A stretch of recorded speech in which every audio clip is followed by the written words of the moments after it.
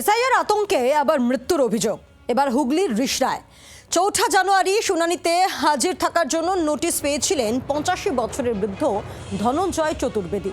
আর তারপর থেকেই উদ্বেগে ছিলেন এমনটাই দাবি পরিবারের। ধনঞ্জয় মৃত্যুর পর এসআইআর হয়রানির অভিযোগে সরব তৃণমূল কংগ্রেস, পাল্টা তৃণমূলকে কটাক্ষ বিজেপির। রিষড়ার বাসিন্দা অবসরপ্রাপ্ত প্রধান শিক্ষক বছর ৮৫ ধনঞ্জয় চতুর্বেদীর মৃত্যুর পর আবারও এসআইআর প্রক্রিয়ায় মানুষের হয়রানির অভিযোগে সরব শাসক শিবির।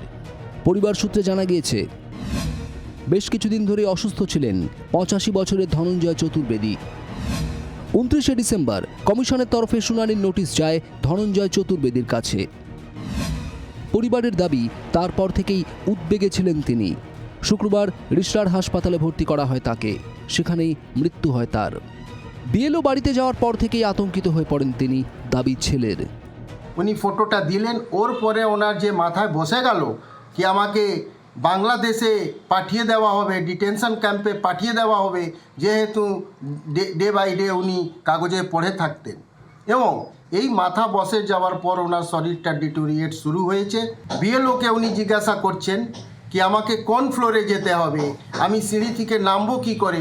তখন আমি জিজ্ঞাসা করলাম কি আপনারা কোনো ব্যবস্থা করতে পারবেন। ও বলল, স্যার আমি তো জানি না, আমি গিয়ে এটা দিতে পারি এবং কর্তৃপক্ষ হয়তো এটা করতে পারে। উনি ২৯ তারিখে হিয়ারিংয়ের নোটিশ পান। নোটিশ পাওয়ার পরে তিনি অসুস্থ বোধ করেন এবং তিনি অসুস্থ হয়ে তিনি হাসপাতালে ভর্তি হন এবং ১ তারিখে রাত্রিবেলা তিনি মারা যান। এই বয়স্ক মানুষ এখন গিয়ে লাইনে দাঁড়িয়ে তারা কি এখন হিয়ারিংয়ে পিয়ার হবে, তা সে ভারতীয় নাগরিক, তার ভোট দেওয়ার অধিকার আছে, সেটাকে প্রমাণ করতে হবে। এই অবস্থায় এখন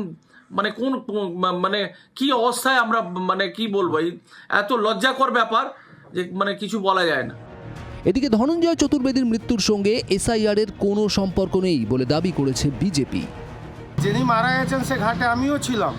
ওনার পটাশিয়াম ডাউন হয়ে গেছিলো, কমে গেছিলো, তার জন্য উনি মারা গিয়েছিলেন। আর যদি ওনার এটা মনে হচ্ছিল যে ভয়েতে আতঙ্কে যদি ওনার বাবা এসআইআর জন্য মারা গেছেন, তাহলে উনি পোস্টমর্টম কেন করালেন না? পোস্টমর্টম করে ইলেকশন কমিশনারের উপরে তো উনি কেস করতে পারতেন। উনি তো একটা হাইকোর্টের অ্যাডভোকেট। চতুর্বেদী পরিবার দীর্ঘদিন ধরেই রিষড়ার বাসিন্দা, তবে ঠিকানা বদল হয়েছে। রিষড়াতেই বেড়ে ওঠা ছেলে রাজেন্দ্র চতুর্বেদীকেও ডাকা হয়েছে এসআইআর শুনানিতে। রিষড়া থেকে বিধান সরকারের রিপোর্ট, জি24 ঘন্টা। বাংলার আওয়াজ, বাঙালির আবেগ, জি24 ঘন্টা।